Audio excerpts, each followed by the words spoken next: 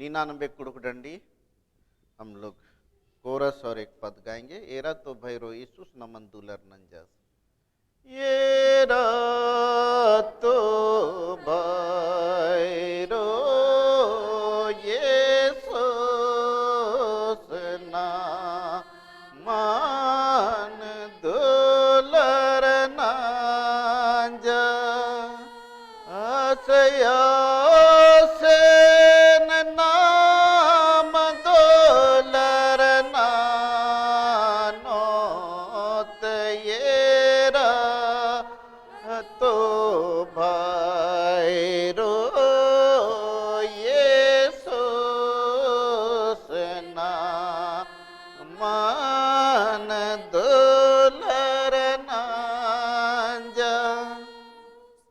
नीम यखदर सोस को बदकन चेटा ये कस चेटस जियानुम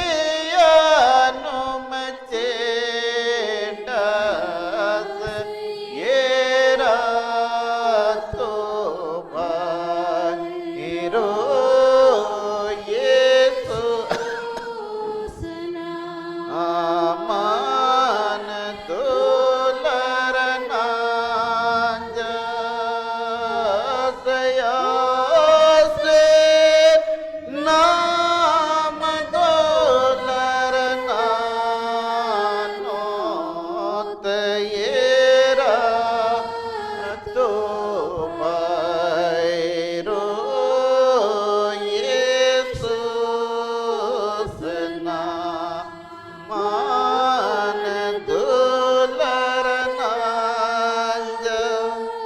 आखिरी पद एक बेरे येसुस दुलरती के बेरे नामन गबचा बचस येरा तो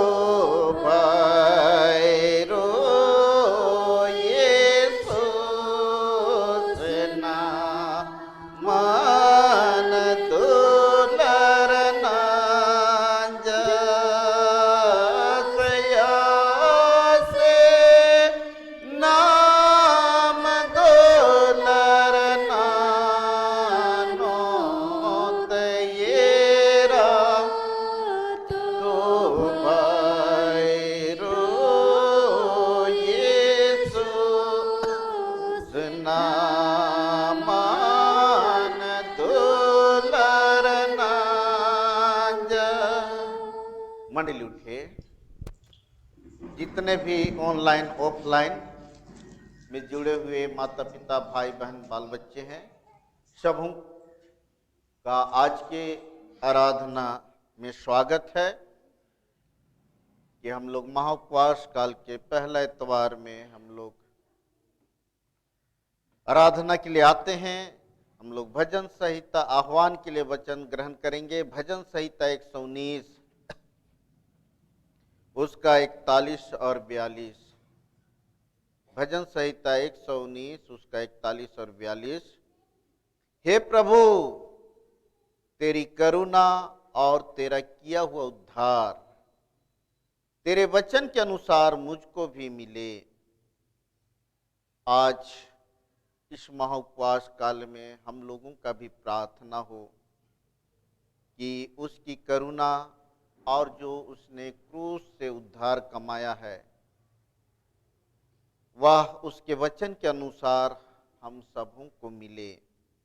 तब मैं अपनी नाम धराई करने वालों को कुछ उत्तर दे सकूंगा, क्योंकि मेरा भरोसा तेरे वचन पर है।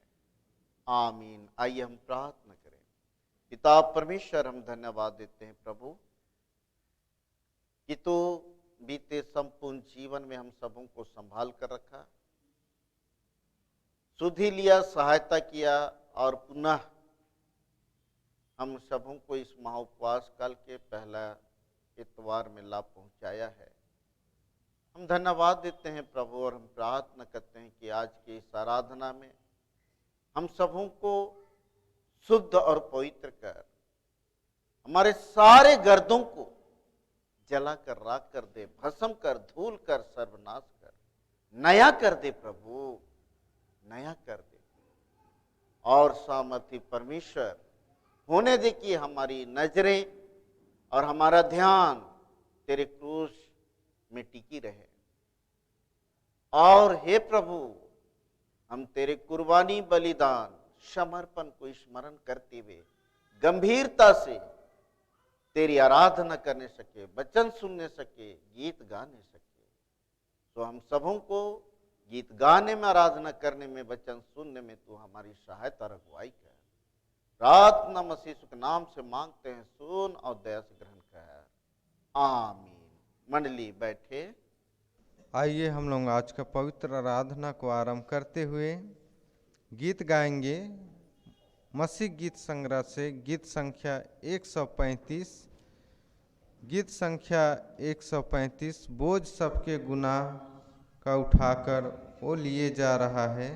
क्या खता थी हमारे मसीह की, जालिमों ने उसको सजा दी। बोझ सबके गुनाह का उठाकर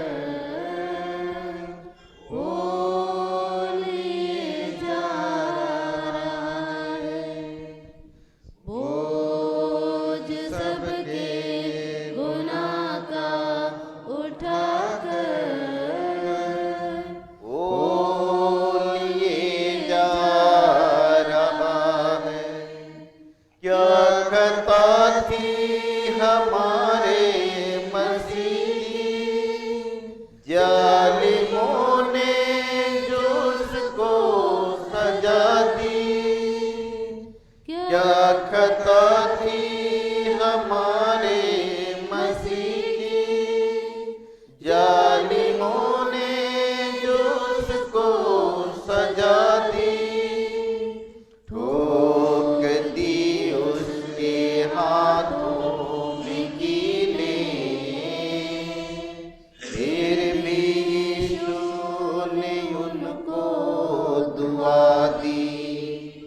बोझ सबके गुनाह का उठाकर वो लिए जा रहा है।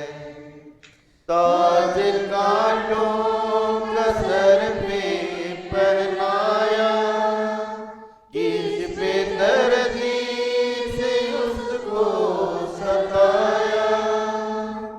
ताज कांटों का सर पे पहनाया, किस पे दर्दी से उसको सताया। कैसे गिर जाता था यीशु, क्यों उसका बहाया। बोझ सबके गुनाह का उठाकर वो लिए जा रहा है। शूली पर था मसीह सहारा, उसकी पसली पर जब बाल मारा। शूली पर था मसीह सहारा, उसकी पसली पर जब बाल मारा। बचरी थी लहू की जो धारा, है उसी में सभी का कफारा। बोझ सबके गुनाह का उठाकर वो लिए जा रहा है। मंडली उठे, हमारा आरंभ त्रिएक परमेश्वर पिता और पुत्र और पवित्र आत्मा के नाम से, आमीन। हमारी सहायता ईश्वर के नाम से है, जिसने स्वर्ग और पृथ्वी को सृजा। स्तुति होवे पिता और पुत्र को और पवित्र आत्मा को, जैसा हुआ आरंभ में, जैसा है और जैसा रहेगा, सनातन से सनातन लो। आमीन। हम ईश्वर के सामने अपने पापों को दीनताई से मान लें। हे सर्वशक्तिमान ईश्वर दयालु पिता, हम दीनताई से अपने सब पाप और अपराधों को तेरे सम्मुख मान लेते हैं। तू अपने प्रिय पुत्र हमारे प्रभु यीशु ख्रीस्त के कारण हम पर दया दृष्टि कर और हमारे सब पापों को क्षमा कर। आमीन। प्रभु हम पर दया कर, ख्रीस्त हम पर दया कर। प्रभु हम पर दया कर।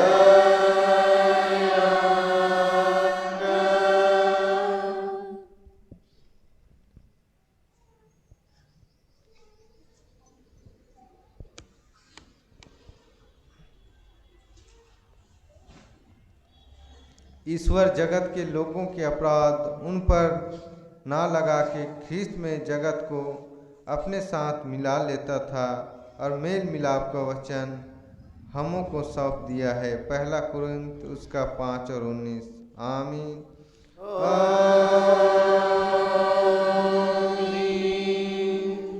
मंडली उठे।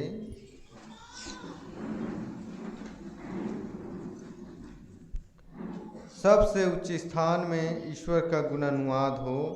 और पृथ्वी पर कुश और मनुष्यों में प्रसन्नता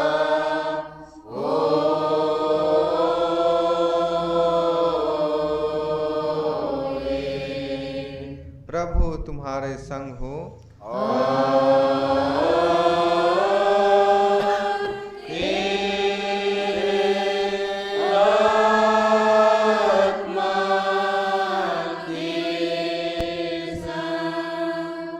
आइए हम लोग प्रार्थना करें। हे दयालु ईश्वर स्वर्गवासी पिता, हम सारे मन से तेरा धन्यवाद करते हैं कि तू हमारे पापों का भार हम पर से उतार के अपने पुत्र पर रखा है। हम दीनताई के साथ तेरी विनती करते हैं कि पवित्र आत्मा के द्वारा हमको चला कि हम अपने प्रभु यीशु ख्रीस्त के दुख और मरने के द्वारा शैतान के विरुद्ध और हर परीक्षा में शांति और सामर्थ पाएं, जिससे सब पापों से परे रहने का यत्न करके अनंत जीवन प्राप्त करें, तेरे पुत्र हमारे प्रभु ख्रीस्त के द्वारा। आमीन।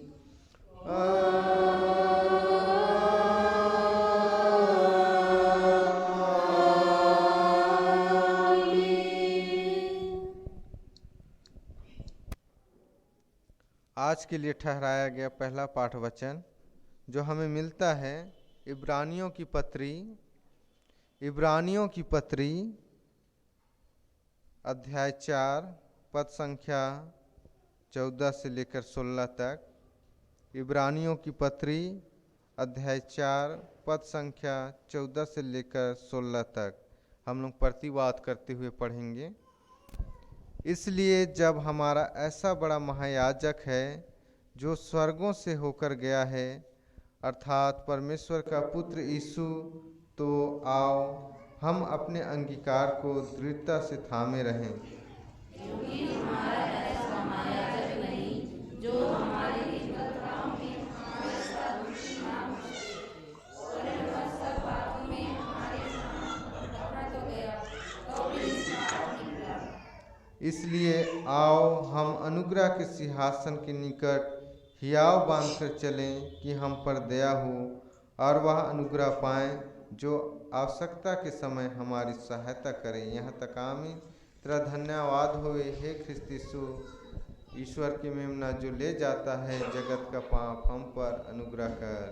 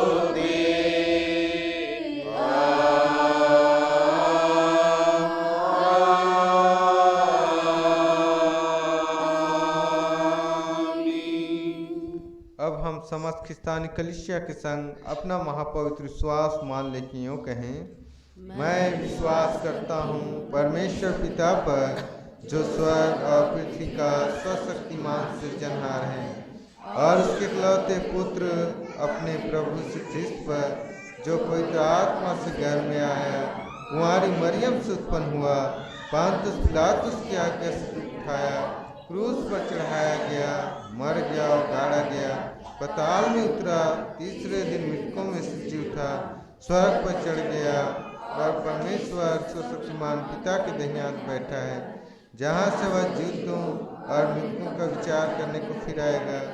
मैं विश्वास करता हूँ पवित्र आत्मा पर, एक ही पवित्र ख्रिस्तानी कलीसिया, पवित्रों की संगत पर, पापों की क्षमा, देह के जी उठने और अनंत जीवन पर। आमीन।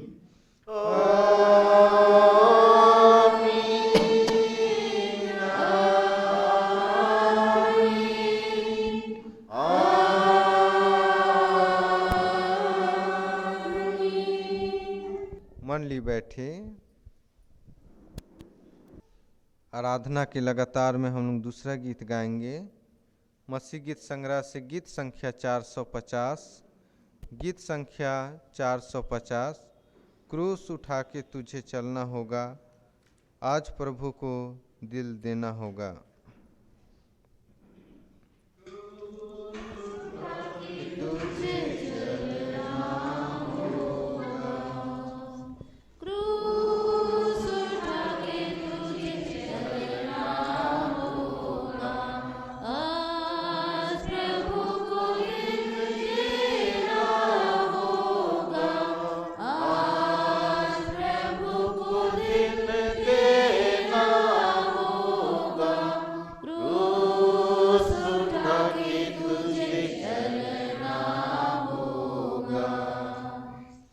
रात्रि तू छोड़ के आजा, रात्रि तू छोड़ के आजा, ना जन्म उपहार मिलेगा, ना जन्म उपहार मिलेगा।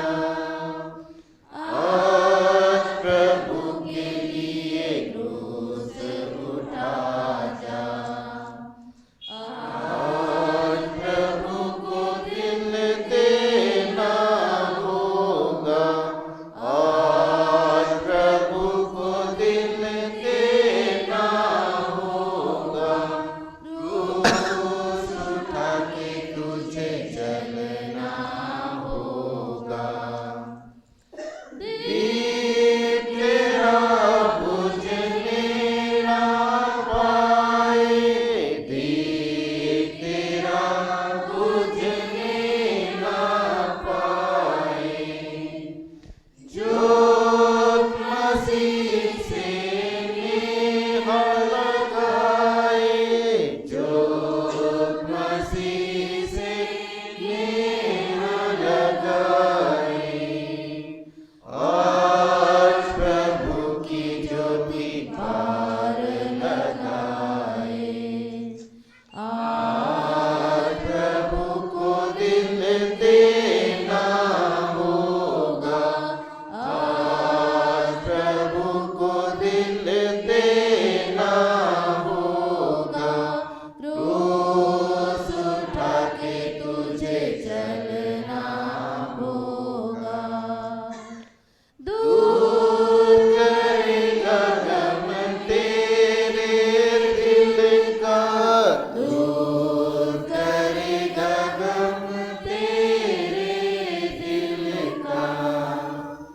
पाप मिटा के नाम जीवन देगा, पाप मिटा के नाम जीवन देगा। आज प्रभु के लिए आना होगा, आज प्रभु को दिल देना होगा, आज प्रभु को दिल देना होगा। क्रूस उठा के तुझे चलना होगा। मंडली उठिए। तुम्हें हमारे पिता परमेश्वर और क्रूस घातित यीशु मसीह की ओर से अनुग्रह और शांति मिले। आमीन। आइए हम प्रार्थना करें। पिता परमेश्वर, हम धन्यवाद देते हैं प्रभु कि तू पुनः हम सबों को अपने क्रूस की छाया में लाता है, ताकि प्रभु जी जिस क्रूस में तूने हमारे लिए बलिदान हुआ, हम उस क्रूस से के करीब आकर तेरे अनुग्रह से हम शांति, आनंद और जीवन पाएं। इस निमित्त प्रभु तू हमें बुलाता है, और आज भी तू हमें बुलाया है, हम तेरे बुलाहट को समझ नहीं सके और तेरे वचन के द्वारा हम तुझसे संगति कर सके। इस निमित्त वचन सुनने में तू हमारी सहायता और अगुवाई कर। प्रार्थना मसीह यीशु के नाम से मांगते हैं, सुन और दया से ग्रहण कर। आमीन। आज के लिए ठहराया हुआ उपदेश वचन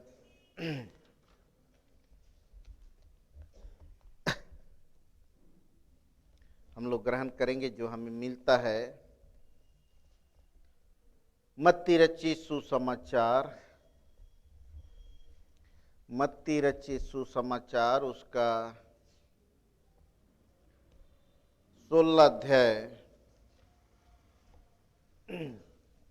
21 से 28 तक। मत्ती रचित सुसमाचार 16 अध्याय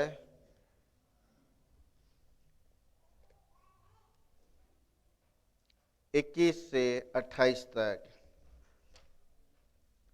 उसमें ऐसा लिखा है, उस समय से यीशु अपने शिष्यों को यह समझाने लगा, यह अवश्य है कि मैं यरूशलेम को जाऊं और धर्मविदों, महायाजकों तथा शास्त्रियों के हाथ से बहुत दुख उठाऊं और मार डाला जाऊं और तीसरे दिन जी उठूं। यह सुनकर पतरस यीशु को अलग ले जाकर झिड़कने लगा, हे प्रभु, परमेश्वर ना करे आपके साथ ऐसा कभी ना होगा।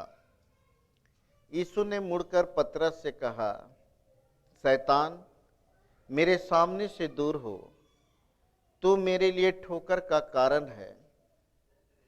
तू परमेश्वर की बातें नहीं पर मनुष्यों की बातों पर मन लगाता है। तब यीशु ने अपने शिष्यों से कहा, यदि कोई मेरे पीछे आना चाहे तो वह अपने आप का इनकार करे, वह अपना क्रूस उठाकर मेरे पीछे हो ले। जो कोई अपना प्राण बचाना चाहेगा वह उसे खोएगा, और जो कोई मेरे लिए अपना प्राण खोएगा वह उसे बचाएगा। यदि मनुष्य सारे संसार को प्राप्त करे किंतु अपने प्राण को खो दे तो उससे क्या लाभ होगा?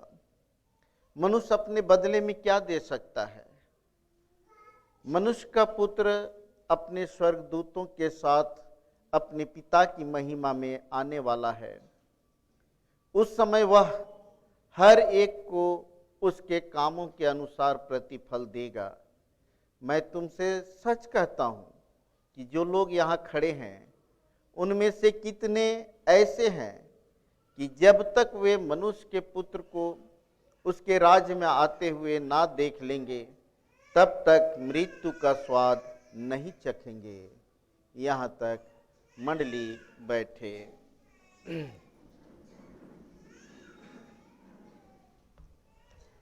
मसीह यीशु में प्यारे भाइयों एवं बहनों, यीशु मसीह अपनी सेवकाई के दरमियान वह पालिस्तीन देश के उत्तरी क्षेत्र में जो यरदन नदी के उद्गम स्थान में था, जिसको कैसरिया फिलिपी नगर के नाम से भी लोग जानते थे और जानते हैं, जो रोमी सम्राट कैसर के सम्मान में वह स्थान का नाम रखा गया था। यीशु उसी नगर में पहुंचता है और यीशु मसीह अपने मृत्यु के विषय में वह अपने शिष्यों को बताता है। यह एक भविष्यवाणी है, एक पूर्व सूचना देता है। और इस सूचना में हम देखते हैं कि वह कहता है कि अवश्य है कि मैं यरूशलेम को जाऊं और वहां पर धर्मविदों और महायाजकों तथा शास्त्रियों के हाथ में बहुत दुख उठाऊं। प्यारो, यह यरूशलेम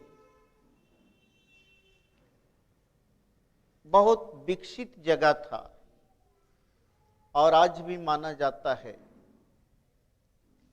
और यहाँ अच्छे पढ़े लिखे ज्ञानवान लोग रहते थे। यहाँ जो हर तरह के लोग थे, जो एक मजबूत समाज के लिए चाहिए, वैसे लोग यहाँ पाए जाते थे। धर्मवीर, ये धर्मवीर दीन दुखियों की सेवा करते थे। कई बाइबल में पुर्नियों लिखा है, हम लोग पुर्नियों मंडली कलिसिया में भी चुनते हैं। पुर्नियों, उसका मतलब होता है कि अपने टोला समाज में वो पुर्निय सेवा करे, दीन दुखियों की सेवा करे, सुधि ले। उस समय भी पुर्निय हुआ करते थे, धर्मवीर हुआ करते थे, जो एक स्वच्छ समाज के निर्माण में उनका विशेष योगदान होता था। दूसरा, महायाजकों, बड़े बड़े पंडित, आज की भाषा में कहेंगे तो बड़ा बड़ा पादरी लोग वहां हुआ करते थे, जो व्यवस्था की बातों को बताते थे। और शास्त्रियों, ये शास्त्र के ज्ञाता लोग थे। और ये शास्त्री जो है, ये पंडित लोग अर्थात शास्त्र के ज्ञाता लोग, जानने वाले लोग थे। और साथ में ये ग्रामर अर्थात व्याकरण के भी विशेष जानकार थे।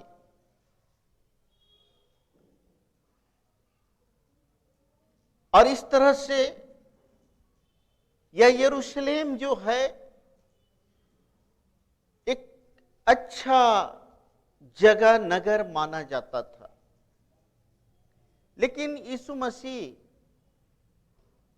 इस बात को प्रकट करता है कि वहां मैं जाऊंगा और इन लोगों के द्वारा ही मैं बहुत दुख उठाऊंगा।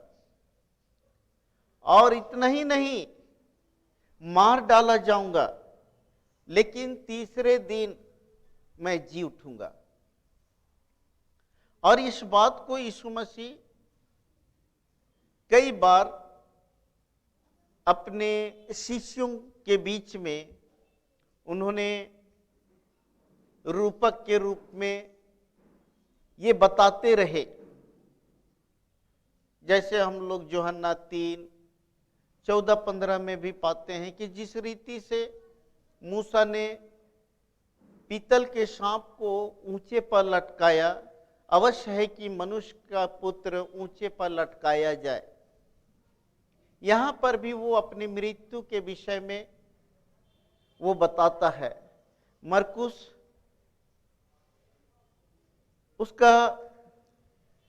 मरकुस 10:45 में भी हम लोग पाते हैं कि मनुष्य का पुत्र सेवा कराने नहीं पर सेवा करने आया है और बहुतों की छुड़ौती के लिए अपना प्राण दे।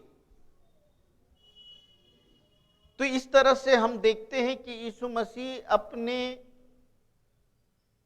मृत्यु के विषय में, बलिदान के विषय में वो अपने शिष्यों को हमेशा बताता रहा, सूचित करते रहे। लेकिन यहां पर हम क्या देखते हैं? यहां हम देखते हैं कि शिमोन वह यीशु मसीह को अलग लेकर जाता है और उसके बाद में वो यीशु मसीह को झिड़कता है और कहता है कि हे प्रभु, परमेश्वर ना करे कि आपके साथ ऐसा हो।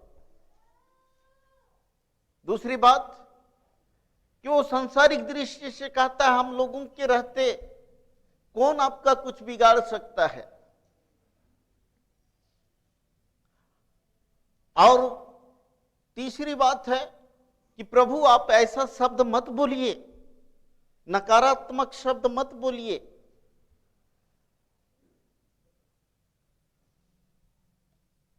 यीशु मसीह उसको झिड़कता है, यीशु मसीह उसको कहता है, हे शैतान, हे शैतान, मेरे सामने से दूर हो जा, तू मेरे लिए ठोकर का कारण है। प्यारे भाई और बहनों, यहां हम क्या देखते हैं? यहां हम देखते हैं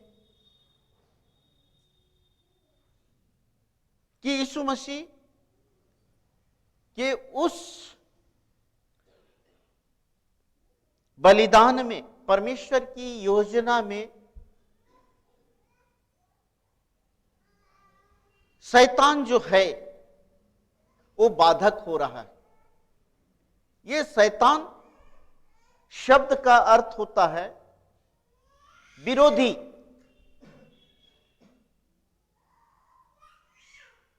और यहां पर ये पतरस को नहीं, पतरस में के मन में जो शैतान राज कर के ये बात को बुलवा रहा है,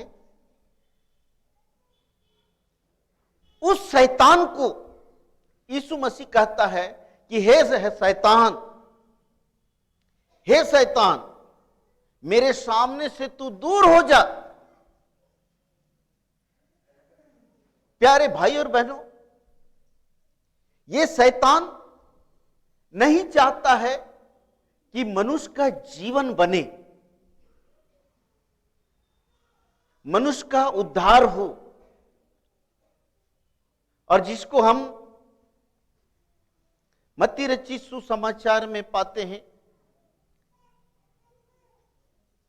कि यीशु मसीह जब निर्जन प्रदेश में था, तो निर्जन प्रदेश में था तो वहां पर शैतान जो है, आत्मा ने यीशु को एकांत में, और कुछ कुछ बाइबल में लिखा है निर्जन प्रदेश में ले गया, और वहां पर 40 दिन 40 रात उसकी परीक्षा हुई। वह निराहार रहा, और जब निराहार रहा तो शैतान जो है यीशु मसीह को परखता है। कहता है कि जब यीशु मसीह को भूख लगा तो कहता है, यीशु मसीह तू इस पत्थर से कहना कि रोटी बन जाए। यीशु मसीह उसको उत्तर देता है कि मनुष्य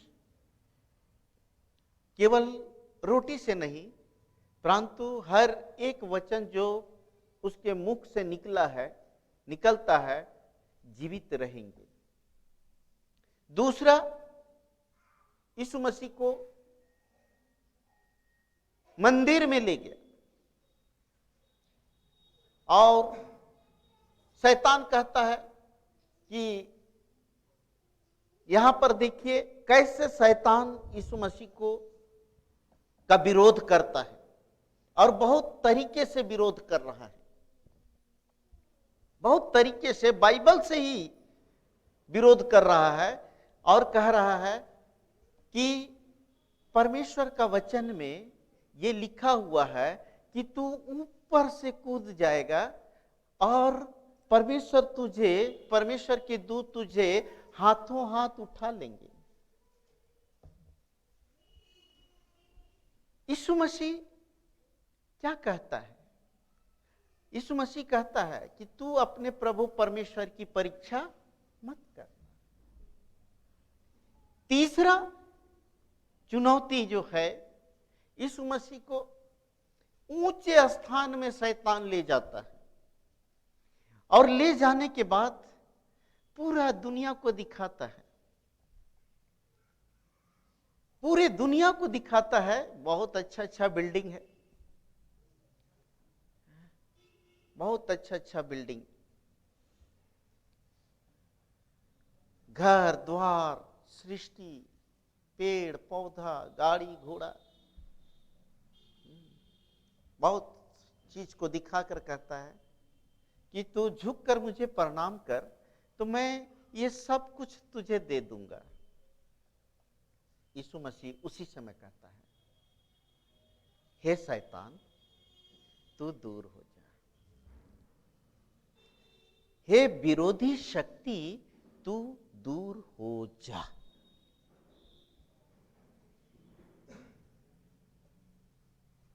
यहां पर यीशु मसीह कहा कि बाइबल में लिखा है कि तू अपने प्रभु परमेश्वर को छोड़ और किसी की दंडवत मत करना। प्यारे भाई और बहनों, यहां पर पतरस को भी और अपने शिष्यों को भी यही बात वो बताना चाहता है कि एक मसीही जीवन में, जीवन जीने में उसको कैसा व्यवहारिक जीवन व्यतीत करना है। और जैसे आज का रविवार का नाम है, आज का रविवार का नाम है इन ओकाविता, ये लैटिन शब्द से आया है और इन ओकाविता का अर्थ होता है उसने मुझे पुकारा, उसने मुझे पुकारा, अर्थात मसीह ने मुझे पुकारा। और यहां पर भी मसीह ने अपने शिष्यों को पुकारा और अपने शिष्यों को क्या कहता है, यदि कोई मेरे पीछे आना चाहे तो वह अपने आप का इनकार करे और अपना क्रूस उठाकर मेरे पीछे हो ले। प्यारे भाई और बहनों, अपने आप का इनकार करिए। यीशु हम लोगों को भी पुकारा है और आज हम लोग भी उस राज्य को, उस उद्धार को, उद्धार जीवन को हम पाना चाहते हैं। तो कहता है अपने आप को इनकार करें। प्रभु में प्यारे भाई और बहनों, हम यहां पर हम क्या देखते हैं, यीशु ने पतरस पर के अहम को, घमंड को पहचाना, उसके घमंड को पहचाना और कठोर शब्द का उपयोग किया, हे शैतान मेरे सामने से दूर हो जा। यहां पर हम क्या देखते हैं कि वह बल का प्रयोग के द्वारा से परमेश्वर की योजना को पतरस रोकना चाहता था, असफल करना चाहता था, जो लूका 22:39 से 50 में भी हम देखते हैं। और अगर हम लूका 18:18 से 30 हम देखते हैं, वहां क्या देखते हैं कि एक धनी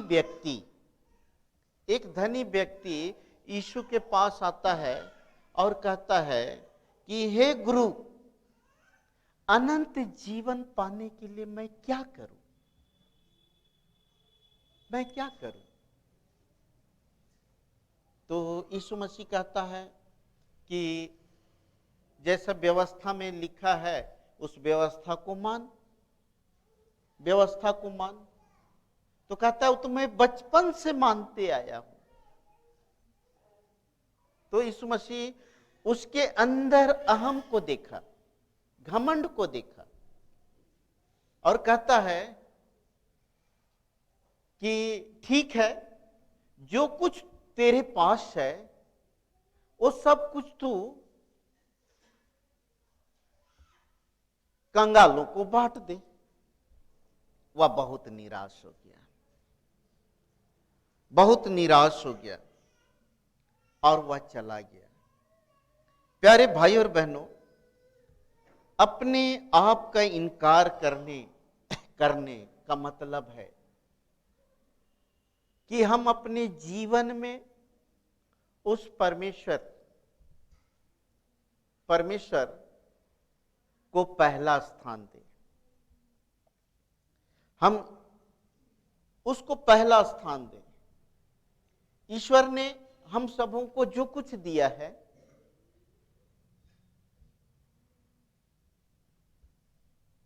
उस सब से हम पहला स्थान ईश्वर को दें।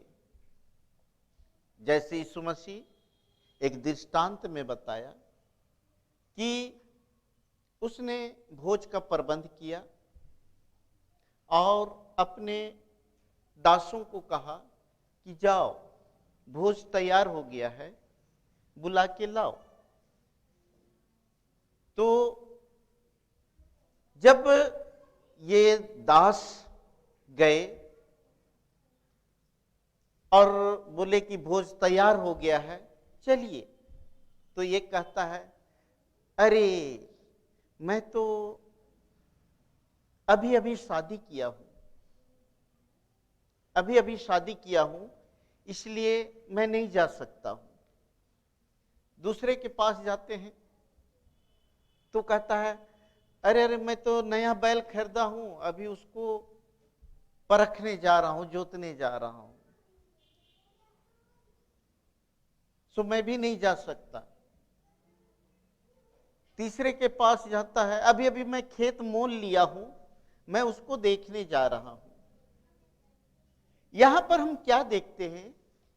यहां पर हम देखते हैं कि जिस परमेश्वर ने उसे जोड़ी जुमाया, पति पत्नी होने का जोड़ी जुमाया, हम लोग क्या देखते हैं? हम लोग देखते हैं प्यारो, जब बच्चे जवान हो जाते हैं तो मां बाप कितना चिंतित रहते हैं, कितनों का नींद हराम रहता है, कितना दुखी रहते हैं कि मेरा बेटा का शादी कैसा होगा, बेटी का शादी करना है, बेटा का शादी करना है। लेकिन जब विवाह हो जाता है, परमेश्वर ने जोड़ दिया, सब कुछ संपन्न कर दिया, तो वे जोड़ी उस परमेश्वर को छोड़कर अपने पति पत्नी के जीवन में व्यस्त हो जाते हैं। हमने अभी अभी शादी किया है, इसलिए हम नहीं जा सकते, चर्च नहीं जा सकते, हम प्रार्थना में नहीं जा सकते, हम धन्यवाद देने नहीं जा सकते।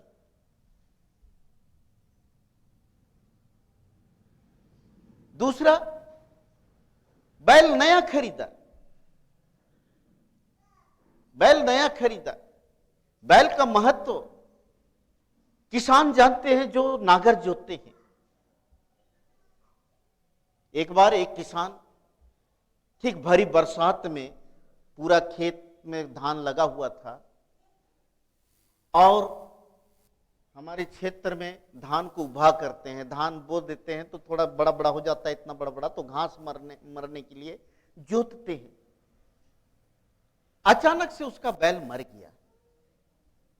बेचारा जितना शायद वो उसकी पत्नी या बच्चे कुछ हो जाने से जितना वो नहीं रोता, उससे ज्यादा वो दुखी था और बहुत रोया।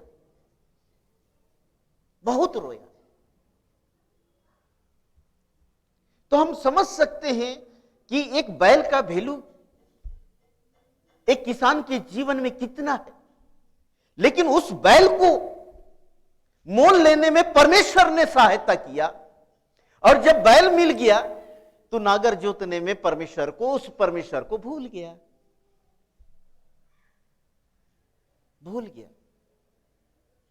तीसरी बात, खेत ईश्वर हमको फसल उपजाने के लिए दिया है, हम उसे भी एक एक रुपया जोड़ के हम उसको मोल लेते हैं। मोल लेने में कौन सहायता किया? वहां भी ईश्वर सहायता किया। लेकिन हम उस ईश्वर को छोड़कर हम खेत देखने जा रहे हैं, जो हमारे लिए ठहराया हुआ दिन है, समय है, हम उसको छोड़ देते हैं। इसलिए यहां पर यीशु मसीह उन चेलों को कहता है कि अपने आप का इनकार करे, अपने आप का इनकार करे और मेरे पीछे हो ले, मेरे पीछे हो ले।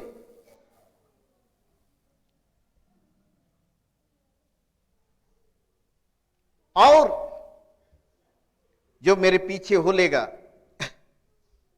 वो आशीष पाएगा, वो आशीष पाएगा। और दूसरा है कि यीशु मसीह हम लोगों को आशीष पाने के लिए उसने पुकारा है। दूसरा है अपना क्रूस उठाकर, और क्रूस उठाने का अर्थ है कि प्रभु के लिए दुख सहना, प्रभु के लिए दुख सहना। प्यारे भाई और बहनों, हम क्रूस देखते हैं, यीशु मसीह के क्रूस को याद देखते हैं। जब यहां पर हम लगा हुआ क्रूस को देखते हैं तो क्या देखते हैं? इससे हमको क्या शिक्षा मिलता है इस लकड़ी के क्रूस से?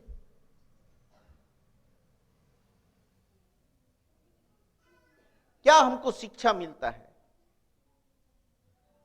प्यारो, हम इस क्रूस में उस यीशु मसीह के प्रेम, दुख, बलिदान और समर्पण को देखते हैं।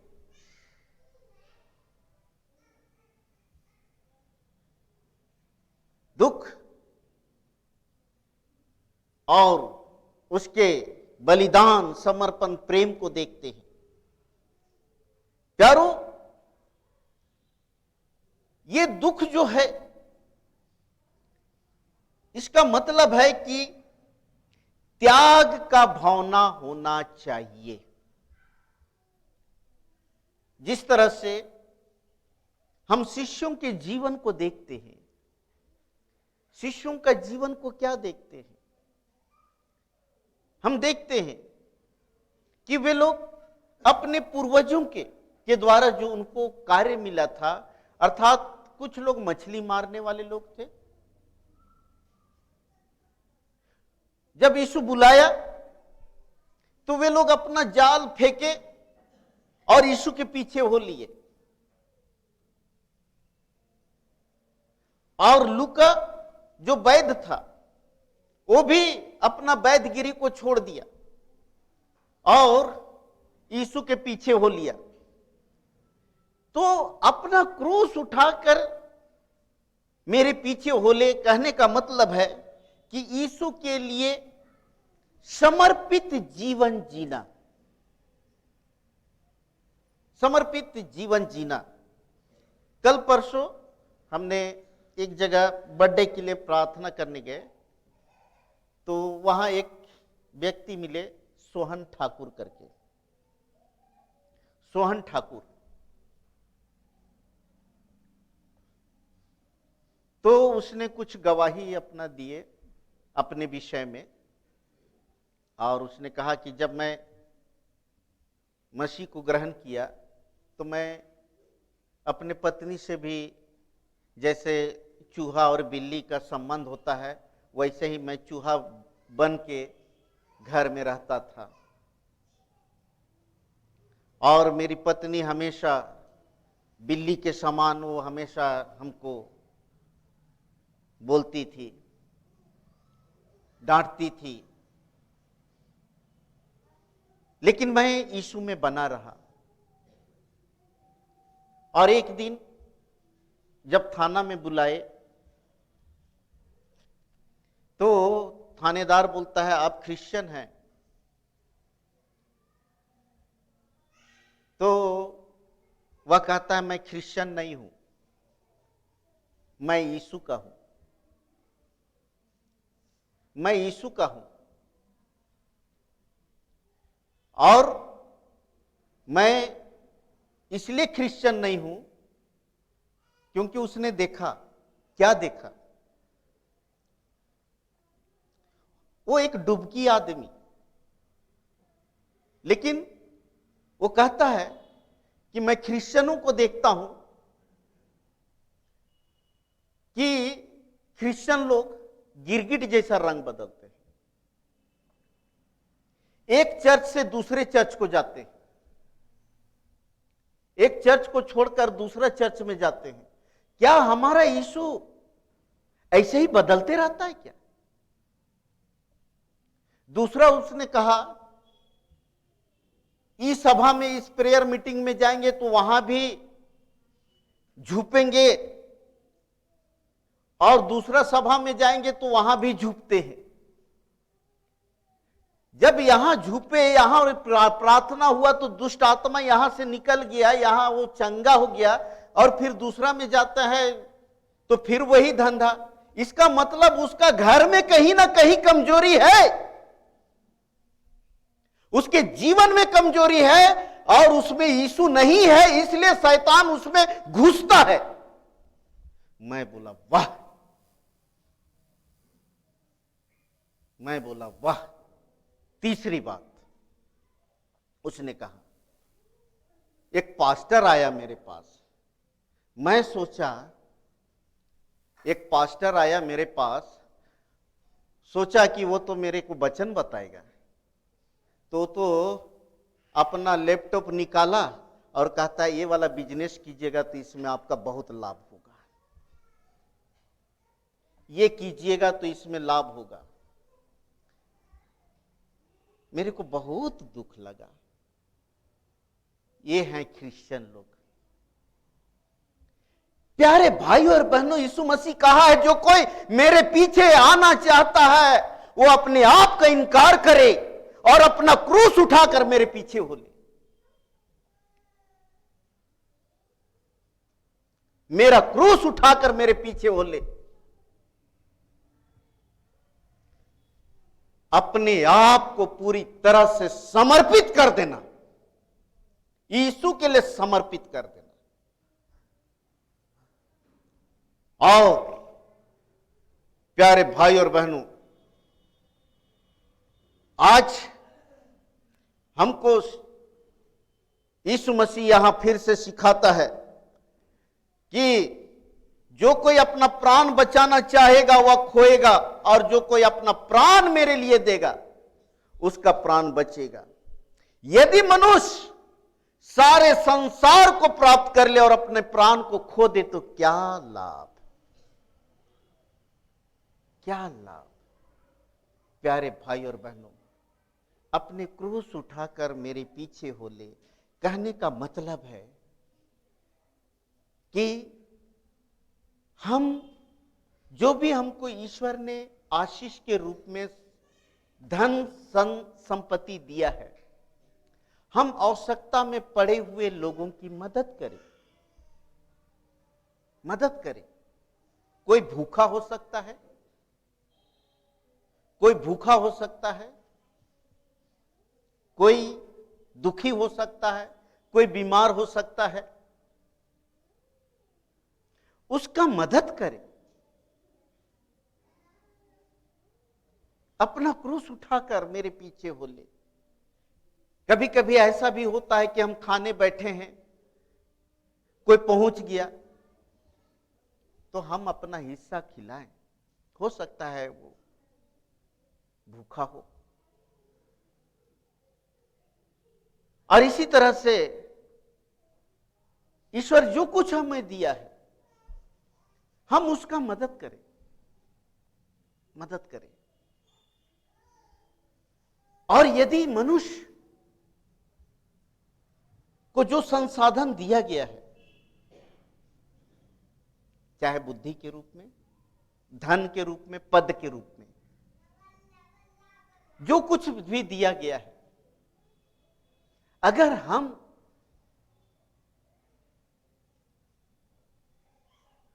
उसी में व्यस्त रहें, हम उसी में व्यस्त रहें। जैसे आज हम देखते हैं रसिया और यूक्रेन लड़ रहे हैं, प्यारों सब कुछ ध्वस्त हो जा रहा है।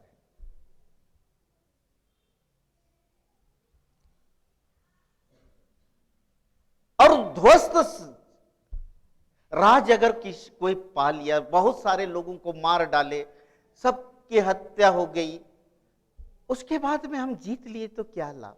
हम अपने प्राण को भी गंवा दिए तो क्या लाभ? हमको लड़ के क्या मिला? हमने सब कुछ प्राप्त कर लिया। जिस तरह से शैतान कहता है ना, झुक के प्रणाम कर तो मैं सब कुछ दे दूंगा, लेकिन सब कुछ प्राप्त करते हुए हम अपना प्राण गंवा चुके, हम आत्मा को मार चुके, तो क्या लाभ? क्या लाभ? इसलिए प्यारे भाई और बहनों, क्रूस उठाकर चलने का मतलब है कि जो कुछ ईश्वर ने दिया है हम उसका सदुपयोग करें, सदुपयोग करें किसी की सहायता के लिए। जो आवश्यकता में पड़े हुए लोग हैं उनकी हम सहायता करें। हो सकता है बुद्धि के द्वारा। आज कितने लोग टीचर हैं जो पढ़ाते हैं। आप जिस बच्चों को पढ़ाते हैं, आपके पढ़ाए हुए बच्चे अगर देश में, राज्य में, मंडली में, कलीसिया में अगर वो ऊंचे ओहदे पर पहुंच जाते हैं तो कितना गर्व की बात है, कितना गर्व की बात है। आपका शिक्षा दिया हुआ स्टूडेंट उस टॉप में पहुंच गया। यीशु यही चाहता है।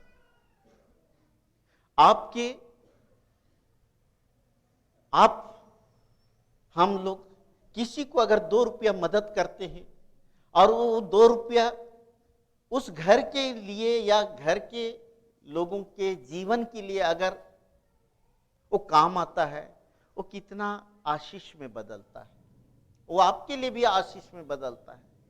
और इसलिए यीशु मसीह कहा, मेरे दासों को जो 1 गिलास ठंडा पानी भी पिलाए तो किसी रीति से प्रतिफल नहीं खोएंगे।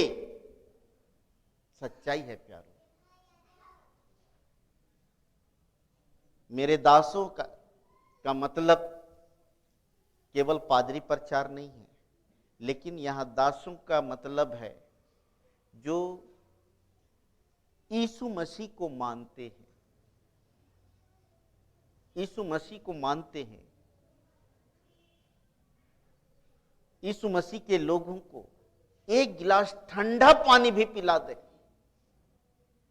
तो किसी रीति से प्रतिफल नहीं पाएंगे। तो प्यारो, हम किसी की मदद करते हैं, दुख सहके, भूख सहके,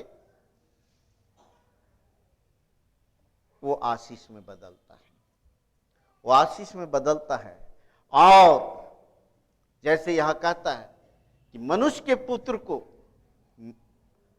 बादलों में आते हुए तुम देखोगे, स्वर्गदूतों के साथ अपने पिता की महिमा में आने वाला है, उसको तुम देखोगे और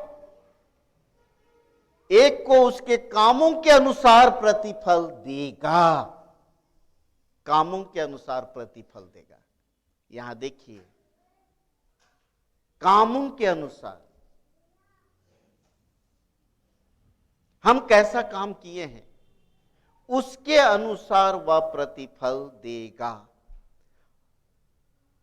और जैसे यहां पर लिखा है कि मनुष्य के पुत्र को उसके राज्य में आते हुए ना देखेंगे तब तक मृत्यु का स्वाद नहीं चखेंगे। उनके लिए है जिस तरह से पेंतीकोस्ट के पर्व के दिन तक कितने लोग जीवित थे और यीशु मसीह को देखे, वैसे ही वे लोग भी जो यीशु पर विश्वास करते हैं और जीवन जीते हैं, एक दिन वे भी उस यीशु को देखेंगे। इसलिए प्यारे भाई और बहनों, आज आवश्यक है कि हम इस दुनिया में दुख सहकर मसीह में ईमानदारी के साथ जीवन व्यतीत करें। और प्रभु के पीछे सच्चाई से चलते रहें, ताकि प्रभु हमें आशीष से परिपूर्ण करे। परमेश्वर इस वचन के द्वारा हर एक की सहायता और अगुवाई करे। आमीन। आइए हम प्रार्थना करें।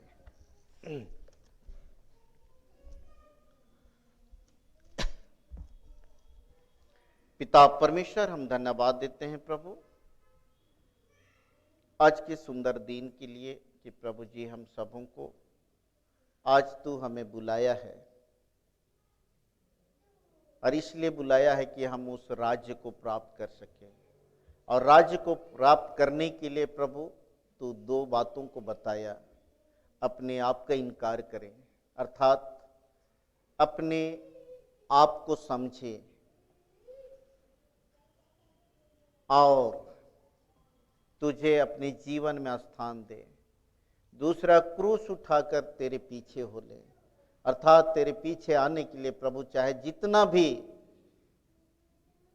त्याग, बलिदान, समर्पण की आवश्यकता है, जरूरत है, हे प्रभु हम उस दुख को, तकलीफ को जैसा तूने हमारे लिए सहा, हम भी प्रभु मसीह जीवन में सह सके और अनंत जीवन के भागी हो सके। इस निमित्त प्रभु जी हम सबों को शुद्ध और पवित्र कर नया कर दे और होने दे कि प्रभु हम नया मन, नया सोच, नया विचार के साथ हम आगे का जीवन व्यतीत करने सके। सो इस महा उपवास काल में प्रभु होने दे कि हम तेरे क्रूस की छाया में बैठकर, क्रूस की छाया में होकर तेरे कुर्बानी को, प्रेम, दया को स्मरण करते हुए प्रभु आत्मिक जीवन व्यतीत कर सके। प्रार्थना मसीह के नाम से मांगते हैं, सुन और दया से ग्रहण कर। आमीन। और ईश्वर की शांति जो समस्त ज्ञान से ऊर्ध्व है, हर एक के मन और हृदय की रक्षा और रखवाली करे। आमीन। मंडली समाचार इस प्रकार है। पवित्र प्रभु भोज आने वाला रविवार 13/3/2022 दिन रविवार को पवित्र प्रभु भोज का अनुष्ठान किया जाएगा। धन्य है वे जो धर्म के भूखे और प्यासे हैं, क्योंकि वे तृप्त किए जाएंगे। सो आने वाला रविवार पवित्र प्रभु भोज का अनुष्ठान किया जाएगा। सो सारी मंडली खड़े हो जाएंगे और धन्यवादी अभिलाषी वेदी के सम्मुख आवेंगे, वचन ग्रहण करेंगे।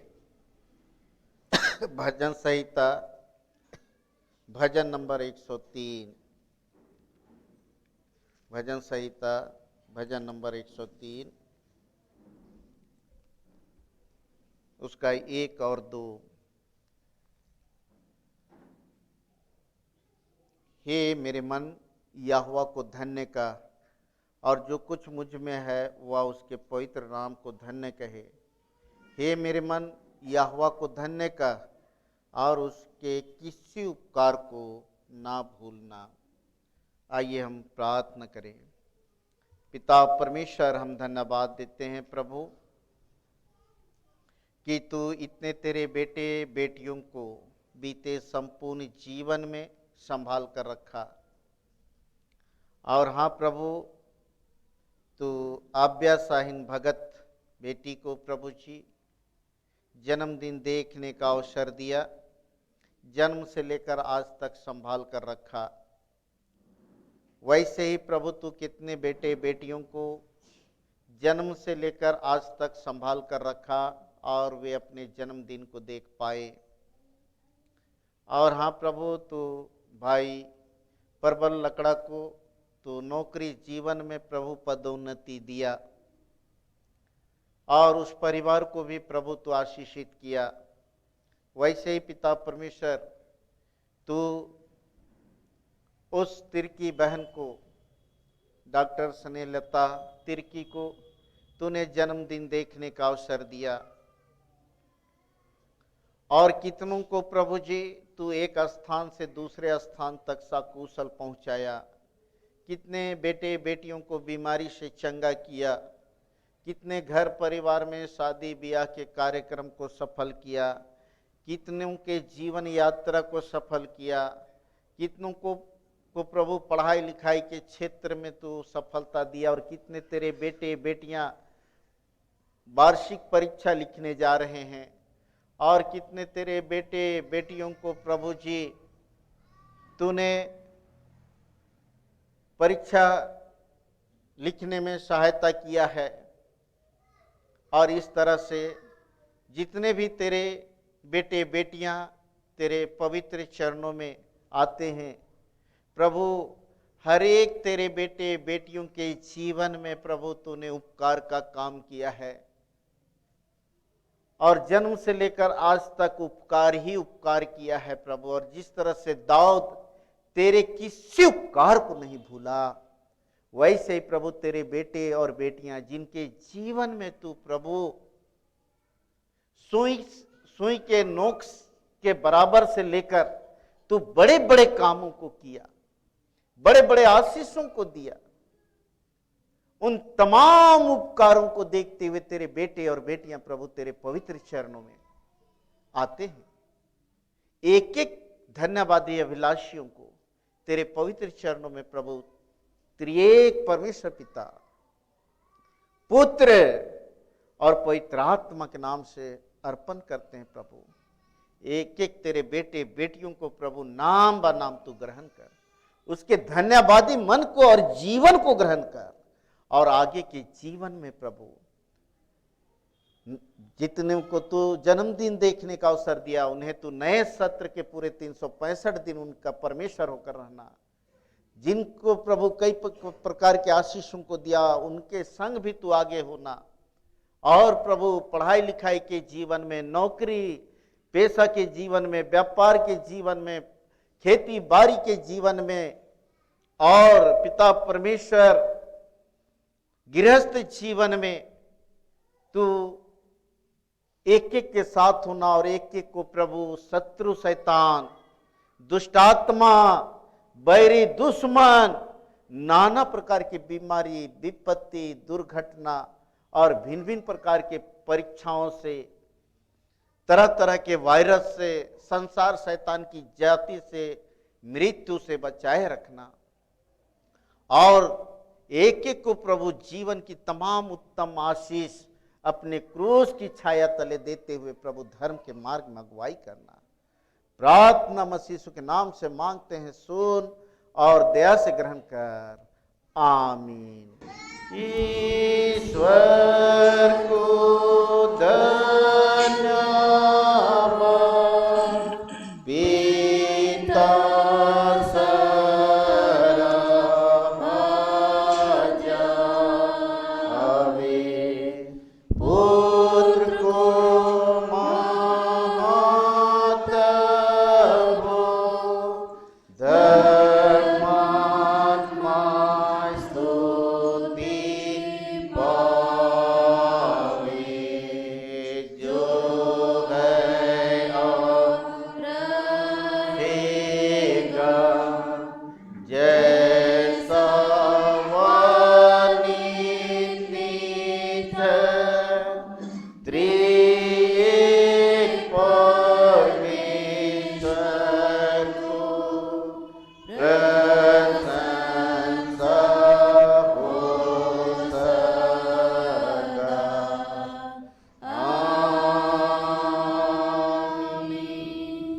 मंडली बैठे।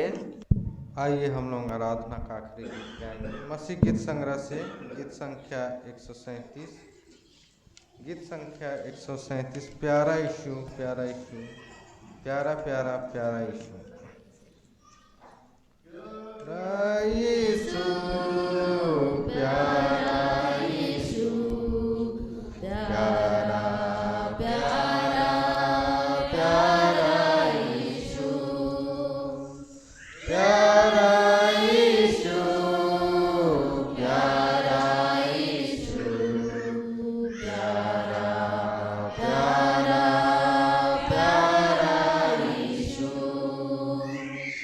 आसमान को छोड़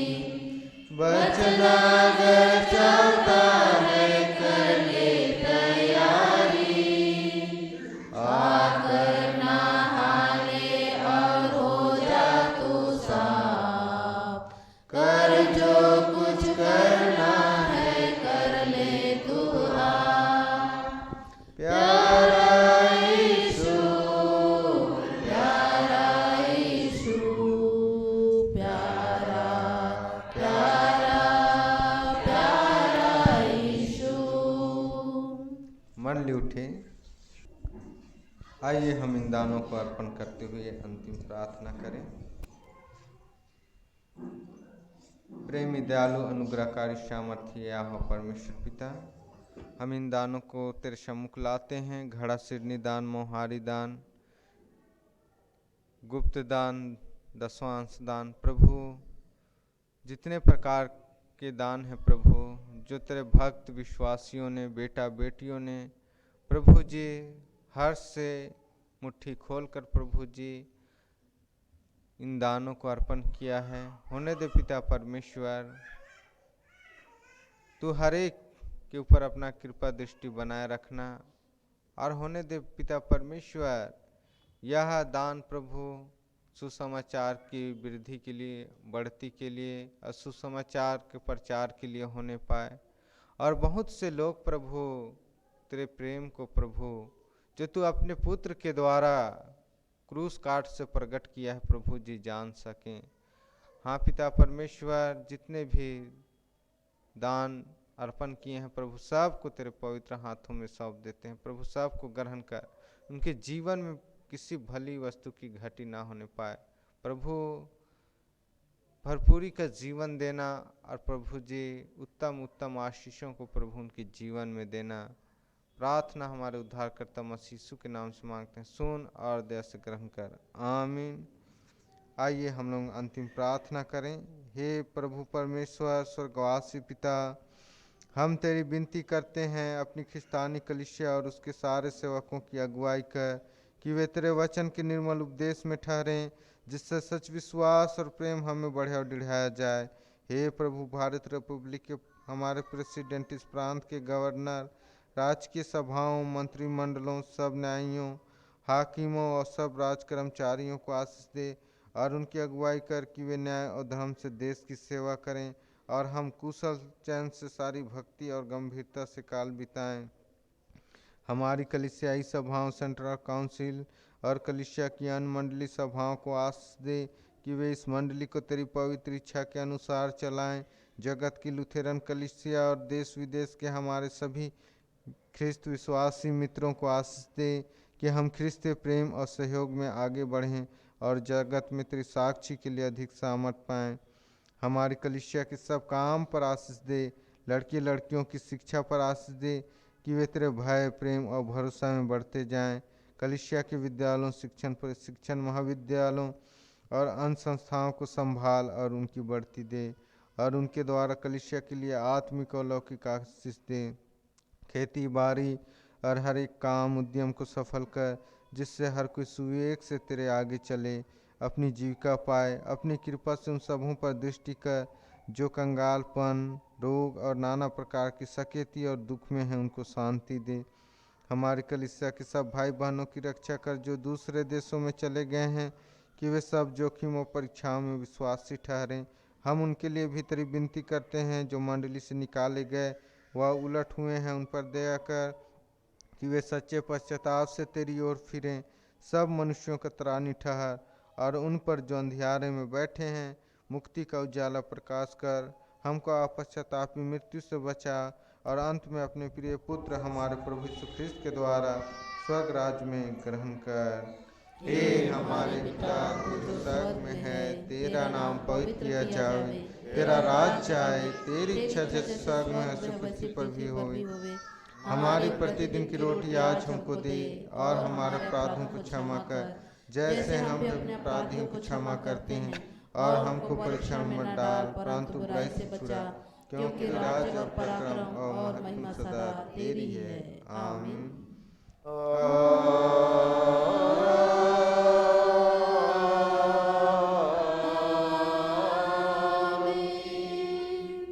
अब ईश्वर का आशीर्वाद विश्वासी और दीन मन से आशीर्वाद ग्रहण करे। परमेश्वर तुझे आशीष देवे और तेरी रक्षा करे। परमेश्वर अपना मुंह तुझ पर प्रकाश करे, तुझ पर अनुग्रह करे।